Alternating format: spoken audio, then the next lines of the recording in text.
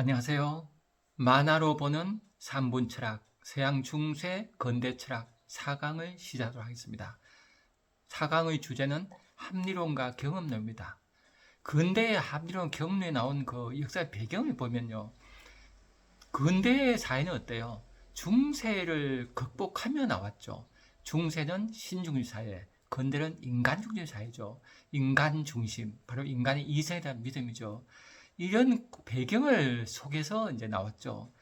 그 근대가 시작한 것은 15세기, 16세기예요. 르네상스. 고대로 돌아가자. 고대 이성 중심으로 돌아가자는 거예요. 인간 중심.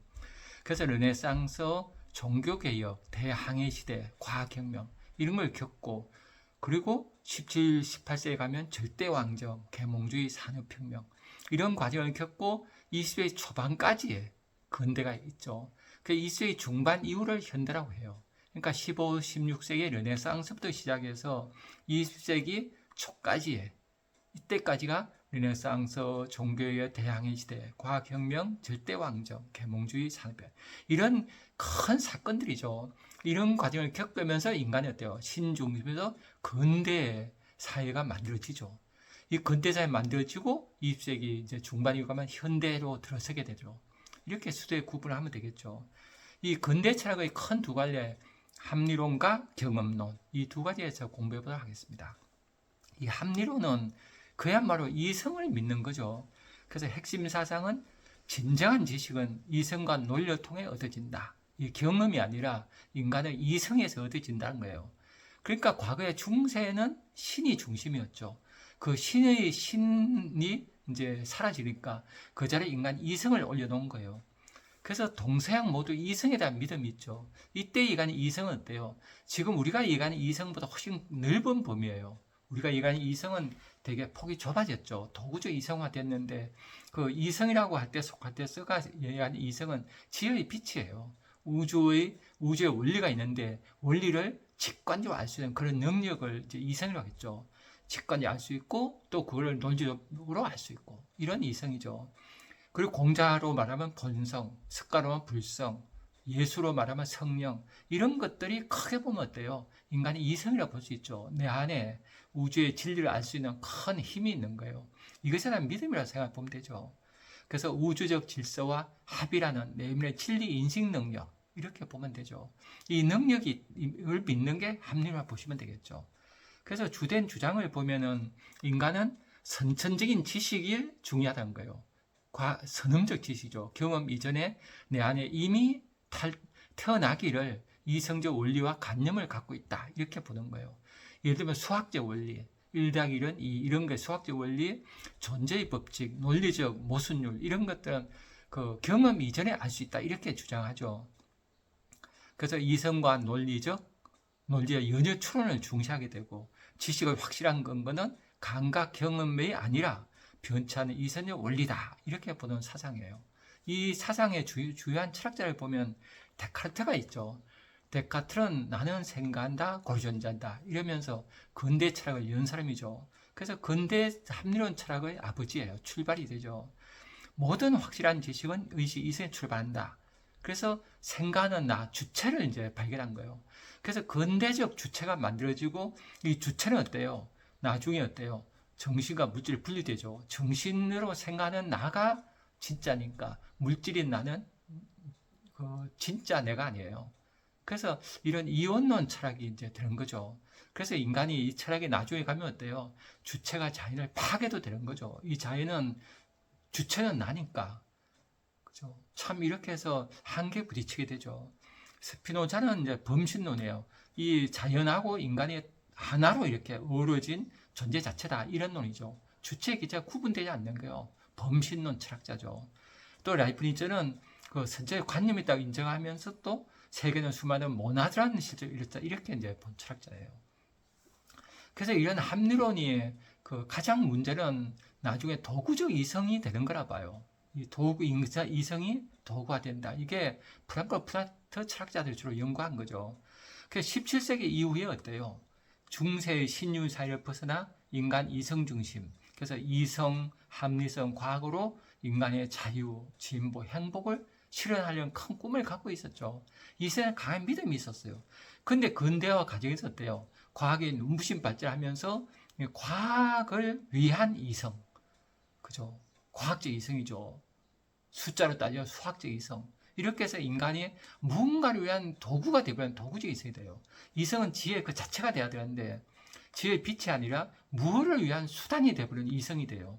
이렇게 하면서 이 인간 자연 사회가 해방이 되는 게 아니라 통제가 되고 효율성을 위한 대상으로 전락해버리죠. 그래서 계몽의 이성이 오히려 더 야만을 낳았다 이렇게 보는 거죠. 이렇게 해서 그 세계 대전이 일어나고 아우슈비츠, 인간의 소외, 기후위기 이렇게 왔다고 보는 거예요. 그래서 합리론에 대해서는 그저 출발할 때는 신 대신에 인간에 대한 믿음이 강했는데 이게 결과적으로 도구적 이성화돼서 인간이 더 황폐화된 결과, 이게 우리가 현대가 갖고 있는 거 숙제죠. 이런 시를 한번 읽어보겠습니다. 이 도구적 이성이 된 현대인의 소외에 대해서 시를 읽어보죠. 맑은 음에 대한 기억, 이윤택. 내가 휘파람을 배운 건 7살 때다. 여름이었다. 맑은 음이었다. 나는 휘파람으로 이 세상을 유혹하고 싶었다. 역시 7살인 내 사랑, 천병 건너 그 여시계의 집, 그 주변 다리 및 동천강, 동천강의 피라미드, 내 맑은 음이 닿는 세상은 둥글고 따뜻했다. 언제부터인가 나는 논리를 배우고 기하학을 배우면서 난 사랑에게 말을 하기 시작했다. 난 휘파람을 잃었고 우린 심심찮게 말다툼을 했고 그때부터 세상은 내 삼각자 밑에 놓인 도면이었다. 그때부터 난 염증을 앓기 시작했다. 그죠? 인간이 갖고 있는 원초적 아름다움을 잃어버리고 이 도구적 이성의 지배돼서 염증을 앓게 한 인간, 이런 시죠. 과거에는 어땠어요? 자연과 감성, 직관이 살아있던 시절이죠. 맑은 음이었다. 세상은 둥글고 따뜻했다. 이 휘파람을 불면서, 휘파람은 그죠, 우주의 파동이라고 볼 수 있죠. 신을 불려내는 그 힘, 휘파람. 감각적, 유의적, 자발적 세계 속에 살았죠. 이런 세계에 살았는데 살아가면서 논리, 기학, 삼각자를 배우면서 이성의 세계에 들어가요. 그러니까 난 휘파람을 잃었고 세상은 내 삼각자 밑에 도면이었다.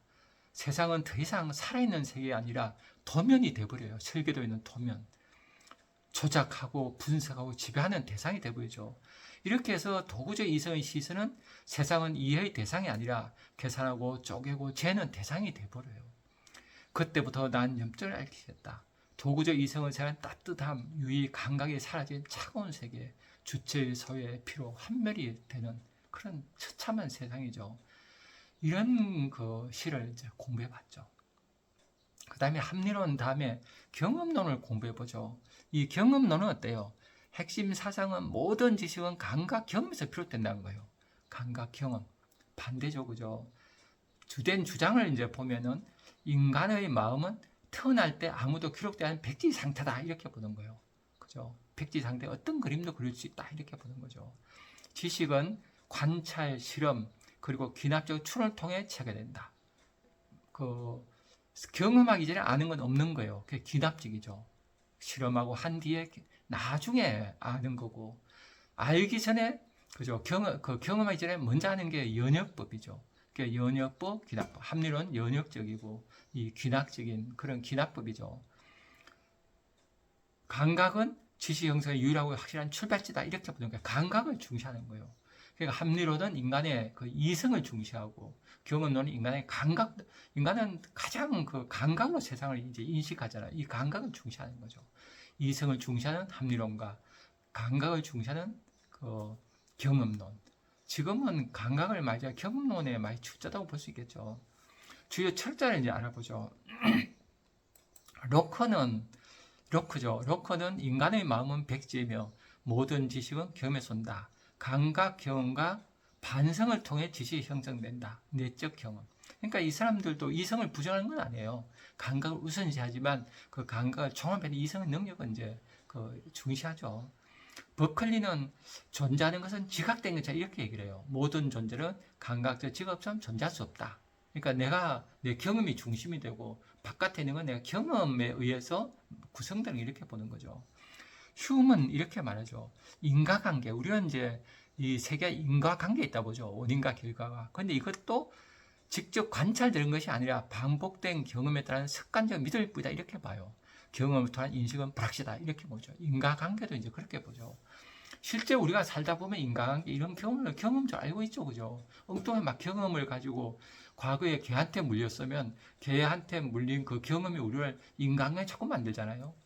개를 보면 그날 뭐 기분이 좀 안 좋아서 나쁘게 일어나서 개 때문에 그랬다 이렇게 인간관계를 만들어내요. 이게 다 경험에 의해서 알아야 되는데, 그죠? 그런데 인간관계를 이제 미리 상정하는 건 안 된다 이런 이론이죠. 이런 부분에서 참 맞았죠. 그러면 경험론으로 보는 시를 통해서 우리가 공부해 보도록 하죠. 문구멍 신현덕 빠꼼빠꼼 문구멍이 높아간다. 아가 키가 큰다. 시 참 좋죠, 그죠? 신현덕 시인 참 직관적 예리하게 봤죠. 문구멍.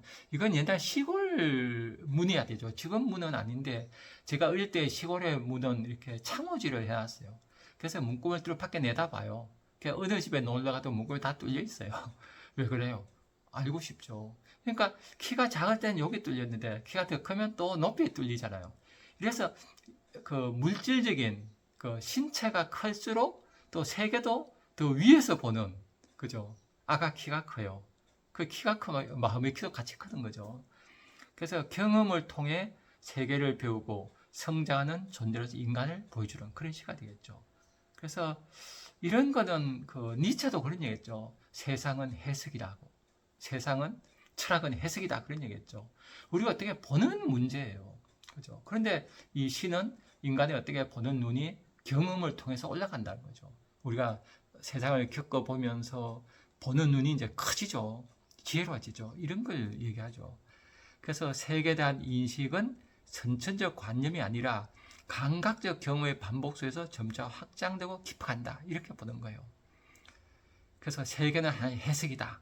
그죠? 이 세계는 하나의 해석이죠. 조선시대 사람이 보는 세상하고 우리가 보는 세상 전혀 다르잖아요.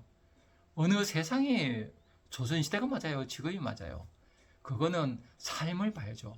내 삶을 높이고 풍요롭게 하면은 그 해석은 좋은 방법이에요. 삼종지도로 보면 어때요?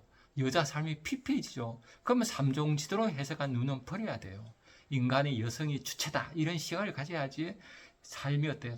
풍부해지죠. 그러니까 해석이란 건 어느 게 옳다가 아니라 내 삶과 연결이 되죠. 객관적 진리가 아닌 거죠. 그 다음에 또 감각 경험 속에서 존재의 의미를 깨닫는 그런 경험론적 인식을 보여주는 시를 공부하도록 하겠습니다. 낙하산을 편 채 이수명. 비 오는 날 나는 우리가 어디서 왔는지 알 수 있었다. 비 오는 날 우리는 낙하산을 편 채 걸어갔다. 참 시 좋죠. 낙하산을 편 채. 그러니까 비 오는 날 이렇게 가면 사람들이 다 우산을 쓰고 있어요. 그걸 가지고 이수명 시인은 상상한 거예요. 낙하산을 타고 내려온 거예요, 하늘에서. 이 시가 짧지만은 많은 것을 우리에게 보여주지 않아요. 우리가 어디서 왔는지라는 존재로 인식이죠. 어디서 왔는가 하는 인식도 구체적 감각경이죠. 비 오는 날 이렇게 우산 쓴다 보면서 그게 감각하면서 이제 얻어진다. 경험론을 보여주는 그런 좋은 시가 되겠죠. 이런 시는 저는 이렇게 생각해요. 우리가 이제 살다 보면 어때요? 인간은 타고날 때 본성을 타고나죠. 동양에서는 인의예지가 있다 그러고 서양에서는 진선미가 있다 그래요. 인의예지, 진선미라는 아름다운 그 마음을 갖고 태어나요. 근데 살다 보면 인간은 자아가 있어서 자아 중심이 되기 쉬워요. 나밖에 모르고 나를 중심으로 생각하고 나는 선이고 너는 악이야 이렇게 돼요. 그래서 마음이 이렇게 점점 피폐해지고 이제 그 나쁜 삶이 되잖아요. 자기도 모르게. 이럴 때 우리는 어떻게 해야 돼요? 이럴 때 저는 이 경험이 중요하다 봐요. 그럴 때 우리는 어때요? 이 경험론처럼 온몸의 감각을 깨우는 게 중요하다 봐요. 내 머리로 자아 중심이 된 머리로 세상을 보는 게 아니라 그렇게 돼버린 인간이지만은 비 오는 날 내 마음을 무심히 내려놔요. 그래서 감각을 깨우고 빗소리 들으면서 무심하게 바라봐요. 무심하게 보는 순간 우산을 쓴 사람들 어때요? 낙하산을 따는 그런 번뜩이는 언어로 볼 수 있는 게 되겠죠. 그죠? 인간은 이렇게 하늘에서 온 존재야. 거룩한 존재야. 이런 깨달음이 올 거예요. 그래서 저는 평상시에 우리 머리를 가지고 자꾸 생각으로 세상을 보지 말고 생각을 멈추고, 그죠? 내 생각을 멈춰서 다 내려놓고 무심히 세상을 보는 연습을 자꾸 해야 된다 봐요. 그럴 때 우리 안에 순수한 의식이 올라오죠. 순수한 의식이 올라와서 그 내 안에 있는 순수 의식, 인의예지 진심을 알고 있는 그 마음이 올라와서 세상은 어때요? 새롭게 이렇게 이미지를 만들어내고 언어를 만들어내죠. 그게 바로 시죠. 그래서 그러니까 시적인 세상을 바라볼 때 아가키가 크듯이 새로운 그 나를 넘어서서 니처럼만 초인의 눈으로, 그죠? 아이의 눈으로 세상을 바라보는 힘이 생기죠. 그럴 때 우리는 내 삶이 풍요로워진다고 봐요. 그래서 이 경험론은 이렇게 저는 현실에서 이렇게 응용하고 살아야 된다 봐요. 그래서 평상시에 그 생각이 굳어지는 우리가 그 굳어진 생각으로 세상을 보면 어때요? 세상이 다 죽어 있고 권태롭잖아요. 근데 우리 마음을 다 내려놓고 감각을 깨워요. 경험론을 중시하는 건 감각이잖아요. 감각을 깨울 때 감각이 세상을 바라보고 감각으로 느끼는 세상은 풍부한 감수성이에요. 이렇게 했을 때 우리는 그 세상이 어때요? 내 안에 본성이 깨어서 본성 순수의식이 이 세상을 만날 때 같이 파동을 치면서 만들어낸 이미지, 기호, 언어가 있다고 봐요. 그 언어가 시죠. 그래서 그 인간이, 저는 우리가 세상을 볼 때 시적인 눈이 중요하다 봐요. 그 보통 언어는 다 굳어 있거든요. 굳어 있는 언어는 세상을 굳게 만들어요. 그러면 내 사고가 굳어지게 되죠. 그래서 세상은 다 재미가 없어요. 춤을 추지 않아요, 세상에. 아이들은 세상이 막 팔랑팔랑 뛰잖아요. 팔랑팔랑 거리는 이유가 아이는 어때요? 언어를 적게 배워서 그래요. 그래서 안에 있는 내 감각이 깨워서 순수히 만나서 막 파동을 치는 거예요. 전율하는 거예요, 우주와. 이렇게 해서 이런 것이 저는 그 합리론, 경험론을 공부하면서 우리가 이 시대에 살아간 지혜를 얻는 방법이라 봐요. 합리론 옳다, 경험다 이렇게 머리로 따지는 게 아니라 이런 합리론, 경험론에 대한 그 기존의 이론을 가지고 어떻게 하면 우리가 삶을 풍부하게 만들 것인가. 합리론을 갖고 있는 인간의 근원적인 본성을 저는 인정해야 된다 봐요. 그게 있죠. 인간이 진화하면서 호모 사피엔스 되면서 그걸 유전이 만들어지잖아요. 이거는 그 사실이잖아요. 그래서 인간 공감력이 생겨요. 그것이 타고나요, 인간은. 그러나 그 살다 보면 자아 속에 빠져서 개념의 생각에 빠져버려요. 이 생각을 내려놓고 내 생각을 계속 바꿔가야 되죠. 그래서 감각을 내려놓고 새로이 만들어내는 내 해석의 눈, 새로 만들어낸 언어, 나의 언어, 남의 폭발하는 세계, 이런 것이 될 때 인간은 아름다운 삶을 살 수 있다 생각합니다. 다음 시간에 또 뵙겠습니다. 감사합니다.